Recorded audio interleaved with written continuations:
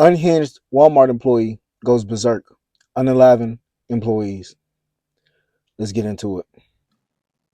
Friday afternoon, and welcome to 11 Alive News at 4. I'm Jonathan Martin. And I'm Faith Jesse, and we begin with that deadly shooting at a Covington Walmart. The Newton County Sheriff's Office says an employee there shot and killed one of his coworkers inside the store and injured another in the parking lot. And then they say he drove about 1.5 miles down the road and shot and killed another employee. The gunman, Dwayne Etta, was arrested in South Carolina, but not before shooting himself.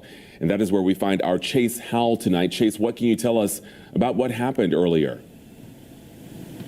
Jonathan, Faith, it's heartbreaking. The family of Akilah Clark, the woman who was shot and killed here, says the man kicked in their front door, chased her around the house, and then shot her to death in front of her mother while her sister hid in the closet.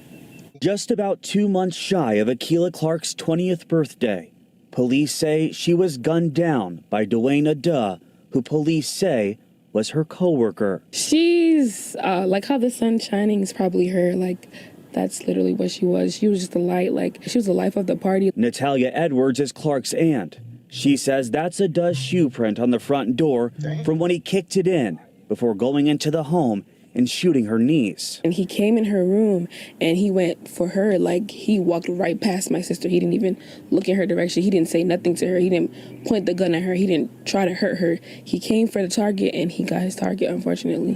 Walmart is closed. Meanwhile, at the Walmart Friday afternoon, customers and employees were being turned away after police say Etta shot 2 other co-workers earlier that morning, killing 21-year-old Khalif Barksdale and injuring 29-year-old Ryan Bradley. It's like, where are you safe at? It's like, we're not safe at the store, and it's like, we're not safe at home. It's like, how are we going to be protected? It's like, we're not even protected by our own coworkers. Jonathan Dormaville works the same overnight shift as Akilah Clark and Etta. If the store was open, you wouldn't be able to see him the whole time in the store because he works in the very back. So I don't know, like, how, like, anything will happen. Like, how you would get in an altercation with anybody. It's like, you could... Something like that will only happen if you want it to happen. So why did it happen? That's something police and everyone else are trying to figure out, leaving people to draw up their own conclusions. We're not really sure of the details of like what's really happening, but from what we kind of know, there was like a problem going on at the job, at the workplace, and it just escalated. Wow, it's just horrible, Chase. So do we know more about the suspect and where he is right now? 2 things come to mind. 1, they were either bullying him, or 2, this had something to do with some kind of love or something like that. We've seen it time and time again, time and time again. Coworkers got some kind of love triangle going on. Somebody can't handle it, and somebody goes berserk.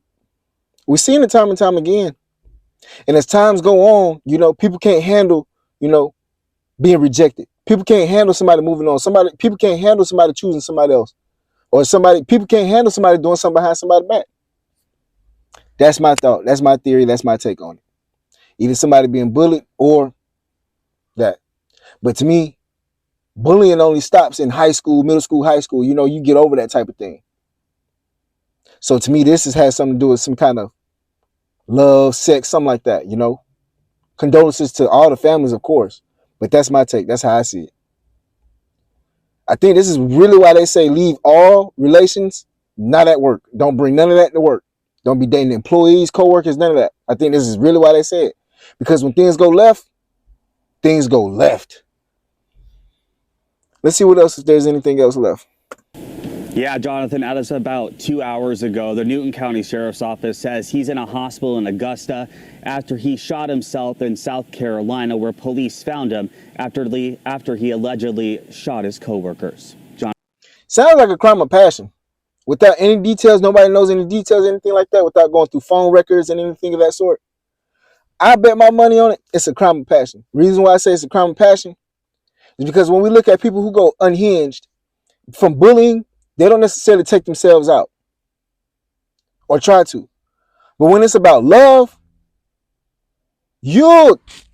anything goes, and then once you take out anybody or everybody, then you point at yourself because you already see there's no point in living. The person that you love is dating somebody else, freaking off with somebody else, whatever the case may be. So you feel like, oh, What's the point of life? You know? And then you yourself. I believe it's a crime of passion. Until we know more details, hey, see the bullying and crime of passion. That's how I see it. Sad, sad, sad. I got some people who live in Covington. Really, I'm from Georgia. I'm from Atlanta. I got some people who live out in Covington and stuff like that. So it's heartbreaking. Very, very heartbreaking. Anyways, it's your favorite cousin Rich. Love your family. Love your family because you never know when you're going to see them again. You never know. You never know if you might not see him again. Anyways, it's your favorite cousin Rich. Y'all be safe. Love and blessings.